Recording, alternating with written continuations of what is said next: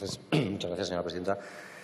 El voto de Euskal Herria Bildu va a ser contrario a esta proposición de ley y también le anticipo que no nos gusta la Constitución. Nos desagrada sobremanera el artículo 2, el artículo 8 o el artículo 155. Pero no solo por eso vamos a votar en contra de esta proposición de ley. Lo vamos a hacer porque sobran los argumentos y porque, como le decían antes, el contexto marca también la agenda.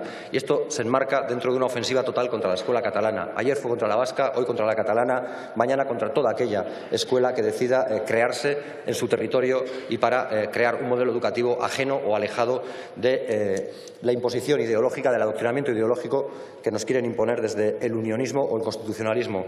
Porque no es cierto que el marco que vivimos en la actualidad sea un marco sin injerencias, ya las hay. Hay injerencias en las ofertas públicas de empleo, hay injerencias cuando se decide que más del 50% del currículum lo decida el Ministerio de Educación. Lo que se necesita en todo caso no es más control, es más confianza en los educadores y en la comunidad educativa. Y desde luego lo que necesita al menos la educación vasca, que es la que nos preocupa, es un acuerdo de país, el nuestro, no el suyo, para que más pronto que tarde dejemos de padecer propuestas autoritarias y doctrinarias como esta. Señor Rivera, su actitud en el atril me ha recordado, o me ha traído a la memoria, a Eduardo Galeano. Eduardo Galeano decía que cuando los conquistadores españoles llegaron a América, llegaron con una Biblia y los indios tenían la tierra.